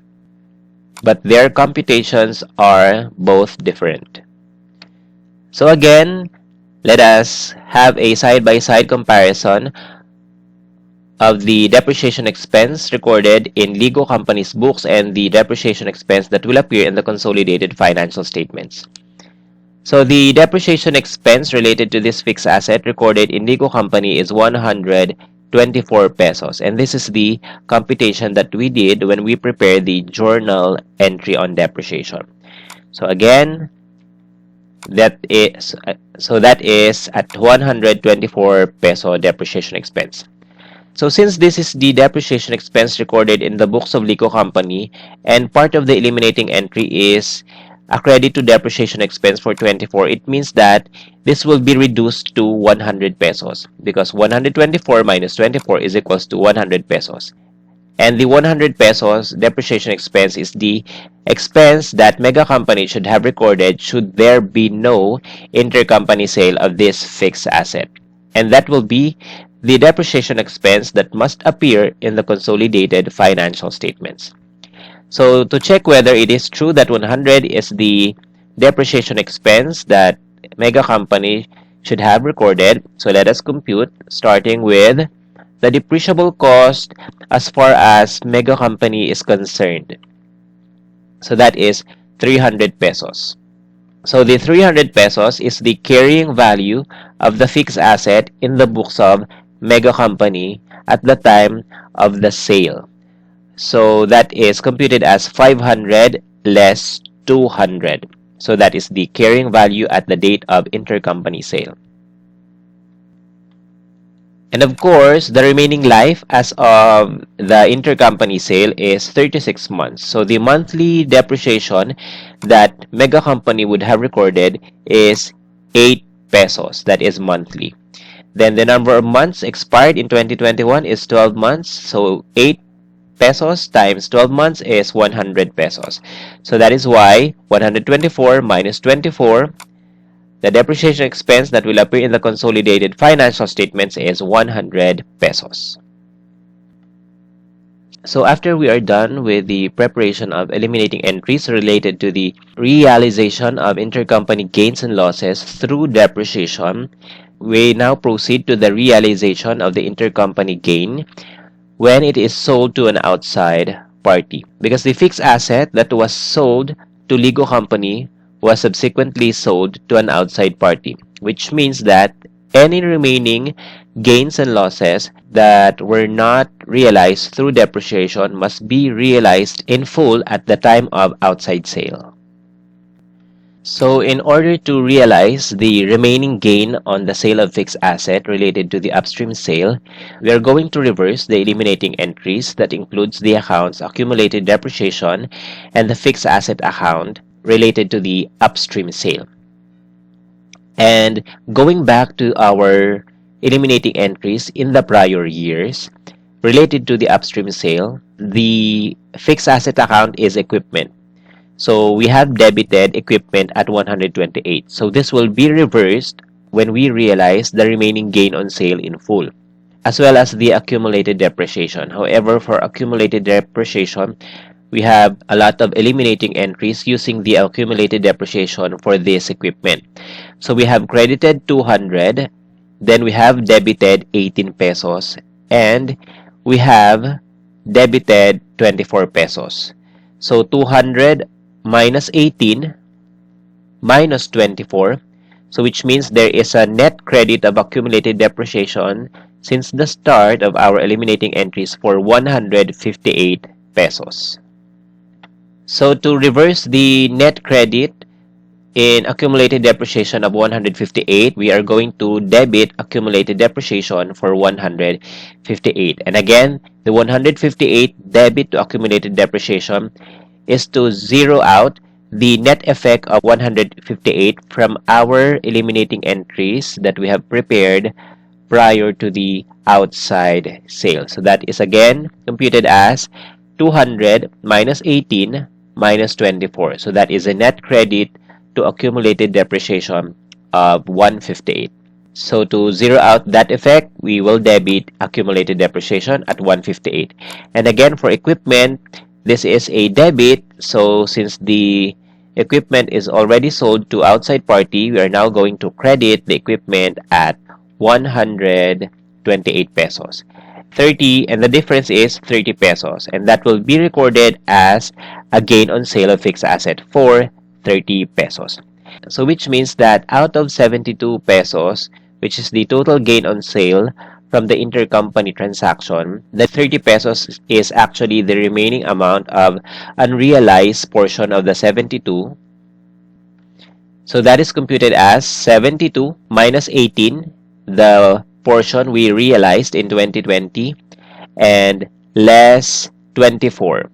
So 72 minus 18 minus 24, the remaining gain on sale of fixed asset is 30 pesos. So that will be realized in full in 2021 because the fixed asset is already sold to an outside party.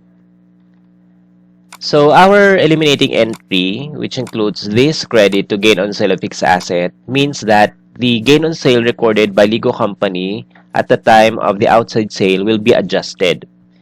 So it means it will increase by 30 pesos. So the question is, how much is the gain on sale recorded by Ligo Company from the outside sale? And that is 10 pesos. So that is based on our trial balance or based on the journal entry that we prepared in 2021. So the gain on sale is 10 pesos. So if the amount of gain on sale in the separate financial statements of Ligo is 10 pesos and we have credited 30 pesos for the same account as part of the eliminating entry, it means that the gain on sale that must be presented in the consolidated financial statements is not 10 pesos. Instead, it will increase by 30 pesos, so that will be 40 pesos, the consolidated gain on sale of fixed asset. So let us check whether the 40 pesos is actually the consolidated gain on sale of the fixed asset. So to start, the 10 pesos is computed as follows. So for Ligo Company, so the book value for 36 months is 372. Again, the 372 is the depreciable cost when Ligo purchased the fixed asset from Mega Company, and it will be depreciated during the remaining life of 36 months.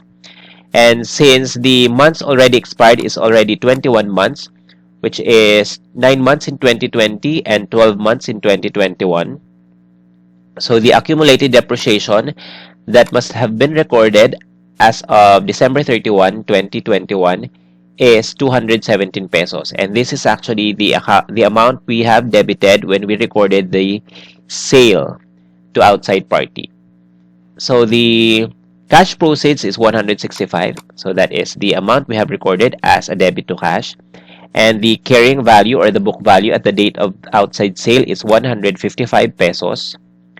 So that is 372 minus 217. That is why the gain on sale recorded in the books of Ligo is 10 pesos. However, for consolidation purposes, the gain on sale is computed as follows. So the book value is 300 pesos. Again, the 300 pesos is computed as 500 minus 200, the accumulated depreciation at the time of intercompany sale. Then the 300 pesos will be depreciated over 36 months, and as of December 31, 2021, 21 months have already expired. So it means that we have recorded an accumulated depreciation starting the intercompany sale for 175 pesos.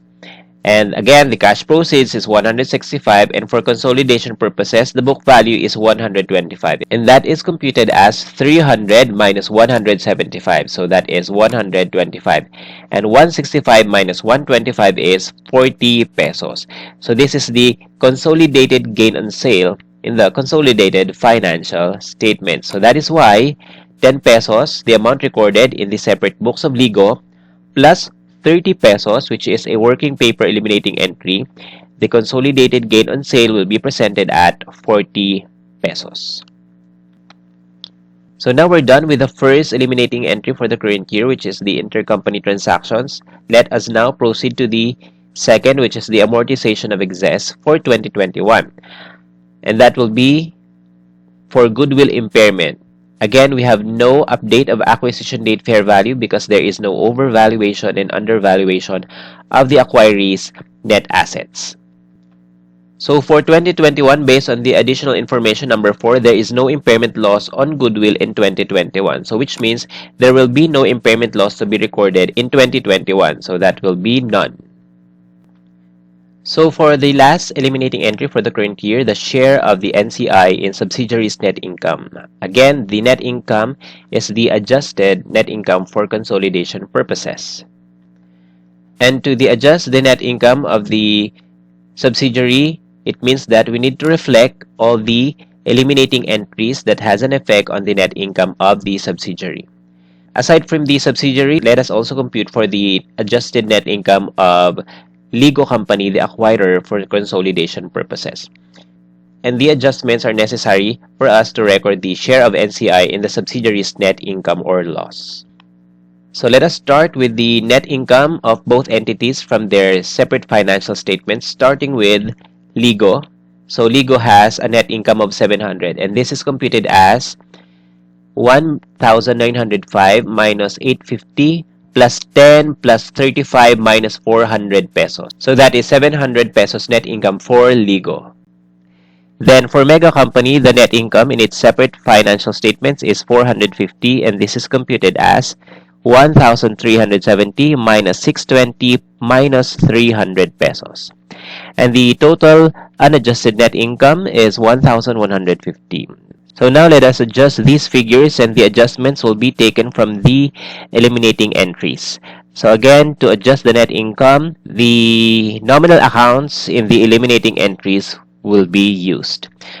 So first is the elimination of intercompany transactions, starting with the dividend income. So this is a nominal account.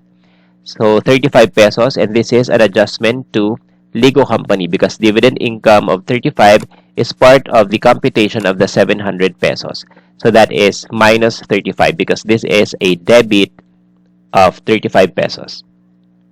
So next is the intercompany transactions, starting with the unrealized gain on the sale of fixed asset in 2021. So there is no new intercompany sale in 2021. So that is why there is no unrealized gain on sale of fixed asset that occurred in 2021. So next is the realization on the gain on sale of fixed asset in 2020. So again, there are portions of the gain we have recorded in 2020 that are realized in 2021. So let us start with the gain that is realized through depreciation. So for Ligo Company, that is 24 pesos. So again, the adjustments are made in the seller. So Ligo Company is the seller in a downstream sale, and the credit to depreciation of 24 will be adjusted to the net income of the seller, which is, in this case, for downstream sale, the seller is Ligo.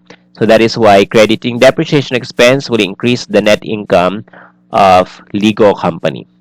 And for the upstream sale, where Mega is the seller, so we have also credited expenses for 24 pesos.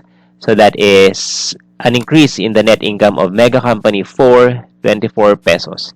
So the total realized gain through depreciation is 48 pesos. Then next is the realized gain on sale through outside sale. So the outside sale pertains to the equipment purchased upstream. So the seller in an upstream sale again is Mega Company, and the final amortization is 30 pesos. So that will be adjusted on the net income of the seller in an upstream sale, and that is Mega Company. So that is an increase of 30 pesos. So again, the adjustments for intercompany sale are adjusted to the net income of the seller, not the buyer. It is always the seller. So after we're done with the realization of the gain on sale of fixed asset, let us proceed to the amortization of excess. And since there is no impairment of goodwill in 2021, so that will be 0. So our net income adjusted for consolidation purposes for Ligo Company is 689 pesos. Then for Mega Company, the adjusted net income is 504 pesos. So 1,193 is the total. So this is the consolidated net income. So when we prepare later the consolidated financial statements, then the consolidated net income will be 1,193. Then let us get the share of NCI. So again, the share of NCI will be only from the net income of the subsidiary. So that is 504 times 0.30, which is the ownership of NCI. So that is 151 pesos. Then the share of controlling interest would include, of course, its own net income of 689 plus the 70% of 504, which is 353. That is why the total share of the controlling interest in the consolidated net income is 1,042. But if you are asked if how much is the share of controlling interest in the income of the subsidiary, so that will be 353 pesos. Again, for the gain on sale of the fixed asset, any adjustments are made in the net income of the seller. Similar to an intercompany sale of inventory, any gross profit, unrealized and realized, are always adjusted in the net income of the seller, not the buyer. Then again, the unrealized gain on sale of fixed asset for the current year 2021 is 0 because there is no new sale of fixed assets between Ligo and Mega that occurred in 2021. And the realized gain on the sale of fixed asset that we have recognized in 2021 are related to the intercompany sale of fixed asset in 2020. So the total realized gain on the sale of fixed asset related to the downstream sale is 24, and that is only through depreciation. However, for the realized gain related to the upstream sale, we have realized a gain on sale of 24 through depreciation and 30 pesos through outside sale. So that is why from the upstream sale, the total gain realized is 54 pesos. That is 24 pesos plus 30 pesos. So after we are done computing for the share of NCI, let us now prepare the last eliminating entry for 2021. So since this is a net income, it means this is an increase in the non-controlling interest. So since NCI will increase, we are going to credit NCI for 151 and debit share of NCI in net income for 151. So since we are done with eliminating entries, let us now prepare the 2021 working paper. So let us start with listing down the account balances in the separate trial balances of each entity.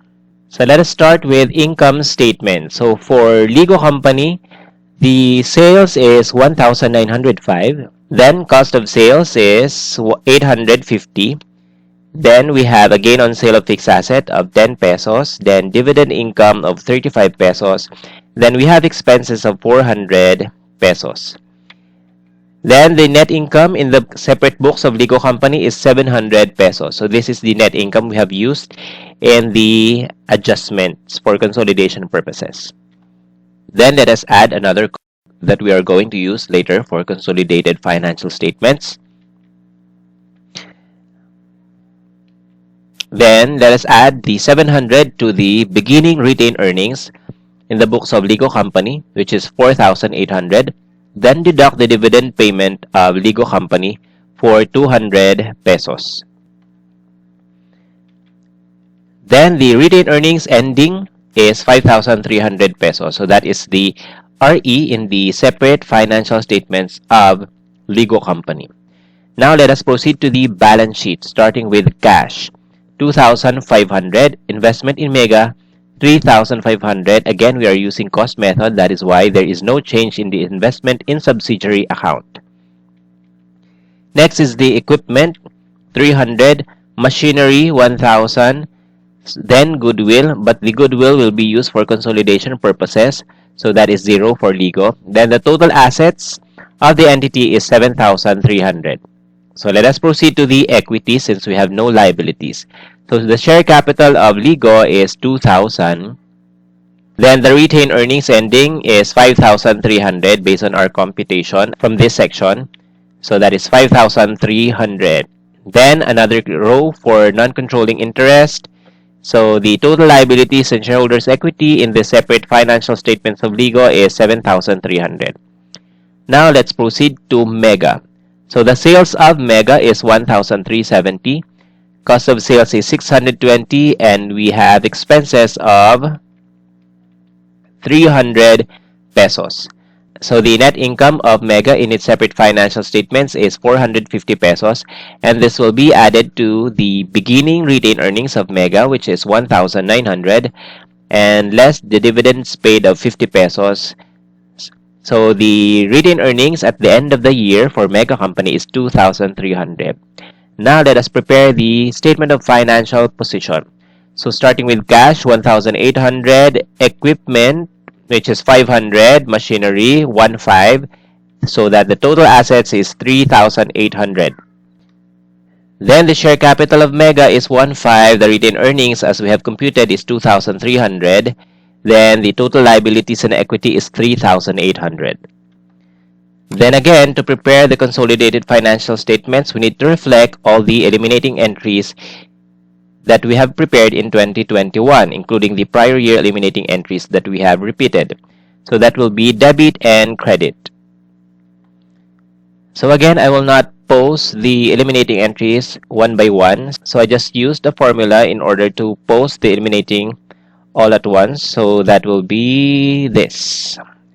So of course, this is already the net effect of all the eliminating entries. So again, when it comes to the accumulated depreciation, in the eliminating entries, I have posted it in the fixed asset account, equipment, and machinery because I am not using the accumulated depreciation in the statement of financial position. Then after this, make sure that the total debits and credits after you posted the eliminating entries are still balanced. Then, let us now prepare the consolidated financial statement starting with income statement. So the consolidated sales is 3,275. The consolidated cost of sales is 1,470. The gain on sale of fixed asset is now at 40 pesos. So that is 10 pesos plus 30. Because this is an income account, so 10 pesos plus credit of 30 is equals to 40. Then dividend is now at 0 because this is an income, and if it is debited, it is deducted, so that is why this is 0. Then expenses has now a total of 652, and this is computed as 400 plus 300 less 48 since this is a credit. Then the consolidated net income is 1,193. And again, this is the consolidated net income we have computed earlier. The next is the share of the NCI of 151. Then the share of controlling interest in the consolidated net income is 1,042 pesos. Then let us add this to our consolidated retained earnings at the start of 2021. So that is 4,526. So to check whether this is correct, check the consolidated working paper in 2020 if the ending balance of our retained earnings is 4,526. Because this 4,526 is computed as the RE of both entities in their separate books plus and less the eliminating entries that we have prepared. So that is 4,526. Then the dividends paid that will appear in the retained earnings is 200, which is the dividend payments of the acquirer. Then the ending consolidated retained earnings is 5,368 pesos. So let us now proceed to the statement of financial position. The consolidated cash balance is 4,300. Then investment in Mega is now eliminated. Equipment at net is 782. Then the consolidated carrying value of the machinery is 2,446. Then our goodwill after impairment loss is 1,400. Then the total consolidated assets is 8,928. Again, for equity, the equity that will appear are those that of the controlling interest. So that is why the share capital will be the share capital of the parent, which is 2,000, as well as the retained earnings. The retained earnings, this is the RE attributable to controlling interest, so that is 5,368. Then the NCI is 1,560. So that is why our total liabilities and shareholders' equity at the end of 2021 is 8,928. So as I have said earlier, assets and liabilities in the consolidated financial statements are the totals for both acquiree and acquirer. However, for the equity accounts, these are only equity accounts pertaining to the acquirer, and none of the acquiree's equity accounts will appear in the consolidated financial statements. Of course, that is aside from the non-controlling interest. And now let us prepare the consolidated statement of changes in shareholders' equity. So starting with the beginning balance for 2020, So share capital 2,000, retained earnings 4,526, non-controlling interest 1,424, and our total beginning balance of shareholders' equity is 7,950. So these figures are taken from the ending balance in our 2020 consolidated financial statements. Then, let us add the consolidated net income of 1,193 pesos. So the 1,193 are divided into two. So first is the controlling interest. So that will be close to the retained earnings, 1,042. And the share of the NCI will be close to the NCI account, which is 151. So the consolidated net income is 1,193. Then less the dividends paid. Again, only the dividends paid by the parent are being deducted from the retained earnings. So that is 200 pesos. Then deduct the dividends paid to the non-controlling interest of 15 pesos because this has an effect on the NCI account. Then let us determine the ending balance of our equity account. So that is 2,000 for the share capital. For the retained earnings, that is 5,368. So similar to our RE in the balance sheet. And the NCI is 1,560. So our consolidated shareholders' equity at the end of 2021 is 8,928. So now we are done with the consolidation procedures for 2020 and 2021, and the additional procedures that we have performed in this discussion is the consolidation procedure if there is an intercompany sale of fixed asset.